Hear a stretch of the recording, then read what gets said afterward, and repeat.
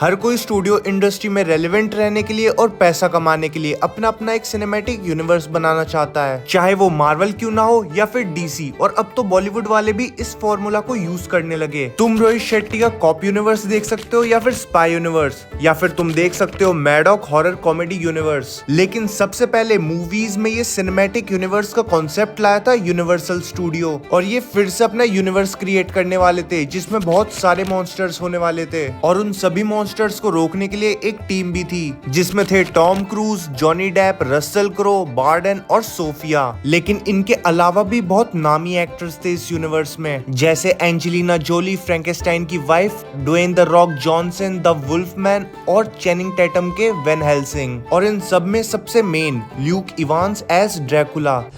That is no longer my name. My name is Dracula. Son of the devil.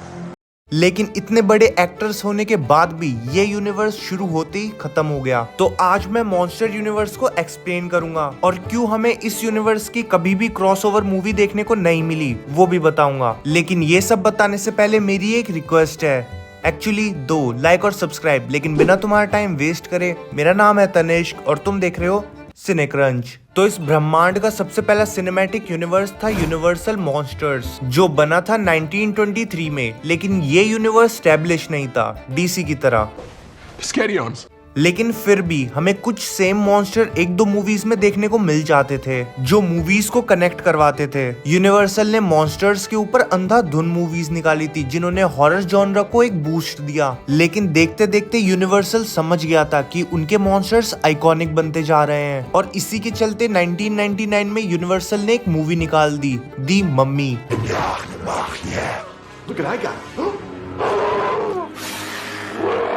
जिसको देखने के बाद fans ने यूनिवर्सल को पागलों की तरह प्रेज दिया, क्योंकि मूवी उस टाइम के हिसाब से बहुत ज्यादा बेहतर थी। उसके बाद यूनिवर्सल ने दी मम्मी का सीक्वल अनाउंस करा जिसका नाम था the Mummy Tomb of the Dragon Emperor, जो डिजास्टर निकली।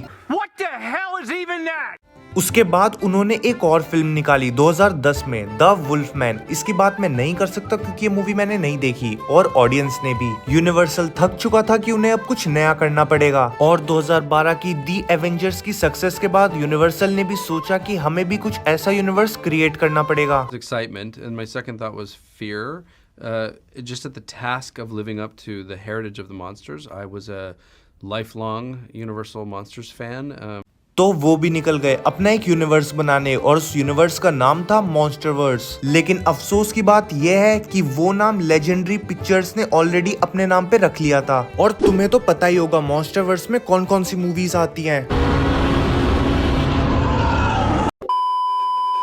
तो मजबूरन यूनिवर्सल ने अपना नाम रखा डार्क यूनिवर्स, और उसे बहुत खुशी से प्रमोट भी करा। उसके बाद ड्रैकुला अनटोल्ड का पोस्ट प्रोडक्शन स्टार्ट हुआ, और ये यूनिवर्सल की पहली अनऑफिशियली इंटरकनेक्टेड मूवी होने वाली थी। इस मूवी का नाम पहले ड्रैकुला ईयर 0 होने वाला था, और ये मूवी क्या तो थी यार। देखो, वीडियो से हटके मैं तुम्हें बताना चाहता हूँ कि एक बार तुम्हें ये मूवी जरूर देखनी चाहिए, और बाद में इस वीडियो पे आके थैंक यू लिख देना। तो हम कहाँ थे? हाँ, तो ये यूनिवर्स ऐसा था कि इसने पहले ही अपने बिगेस्ट विलन की मूवी निकाल दी। तुम इमेजिन करो मार्वल में हीरोज से पहले थैनोस की मूवी निकल गई हो। हाँ, सेम ऐसे ही करा इन्होंने। लेकिन ड्रैकुला अनटोल्ड अनऑफिशियल मूवी थी, तो टॉम क्रूज की मूवी फुल्ली ऑफिशियल करके दी मम्मी निकाल दी, जो इस डार्क यूनिवर्स की पहली मूवी बन जाती है। और एकेडमिक विनर रसल क्रो का ये काम था मूवी में कि उसकी सीक्रेट ऑर्गेनाइजेशन सुपरनैचुरल विलन्स को पकड़ेगी और मारेगी, और वो अपनी एक खुद की टीम भी फॉर्म करता जिसका obviously first member Tom Cruise ही होता। लेकिन द मम्मी में टॉम क्रूज ने इतनी क्रिएटिव लिमिट्स दिखाई कि मूवी हॉरर की जगह एक्शन एडवेंचर बन के रह गई। और अगर तुमने दी मम्मी देखी है तो तुम्हें पता चल गया होगा टॉम क्रूज को लास्ट में पावर आ जाती है, और ऐसे ही जॉनी डेप के इनविजिबल मैन और ड्वेन द रॉक जॉनसन के वुल्फमैन, ये सब मिलके ड्रैकुला को हराते।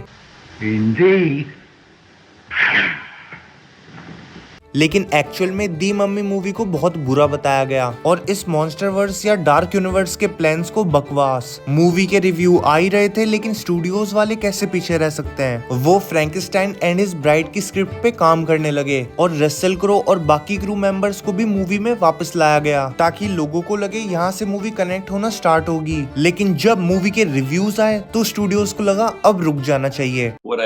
really admired about Universal is they threw up their hands and said, "Whoa, hold on. This isn't working out. Let's stop and just think for a year or two." लेकिन उसके बाद हमें देखने को मिलती है इनविजिबल मैन, जिसमें invisible man होने चाहिए थे जॉनी डेप, लेकिन ऐसा नहीं था। ये मूवी एकदम स्टैंड अलोन मूवी थी, जिस वजह से लोग समझ गए थे डार्क यूनिवर्स तो गया। I'll be back. तो ये कहानी थी डार्क यूनिवर्स की, जो शुरू होते ही खत्म हो गया, क्योंकि ऑब्वियसली अगर तुम इतने बड़े बड़े एक्टर्स को कास्ट करोगे तो क्रिएटिव लिमिट्स तो आएगी ही। लेकिन अब टेंशन लेने की बात नहीं है, क्योंकि यूनिवर्सल के मॉन्स्टर्स को अब ब्लम हाउस कंट्रोल करेगा, और ये स्टूडियोज हॉरर मूवीज को कितनी बेहतर तरीके से कंट्रोल करता है वो बताने की जरूरत नहीं है। लेकिन डार्क यूनिवर्स अब भी जिंदा है, मतलब स्टोरी किसी मूवीज से कनेक्ट नहीं होगी, लेकिन जो भी ओजी मॉन्स्टर्स की मूवी होगी वो डार्क यूनिवर्स के अंडर आएगी। और हाँ, डार्क यूनिवर्स का डिज्नी की तरह थीम पार्क भी है, जिससे वो मोटे पैसे कमाते हैं। लेकिन मुझे उम्मीद है यूनिवर्सल कभी ना कभी अपना सिनेमैटिक यूनिवर्स वापस से बनाएगा। लेकिन तुम्हारे इस बारे में क्या थॉट्स हैं वो मुझे कमेंट में बताना, और अगर मेरी वीडियो अच्छी लगी हो तो लाइक करना। मैं फिर मिलूंगा किसी नई वीडियो में किसी नए दिन। I am Count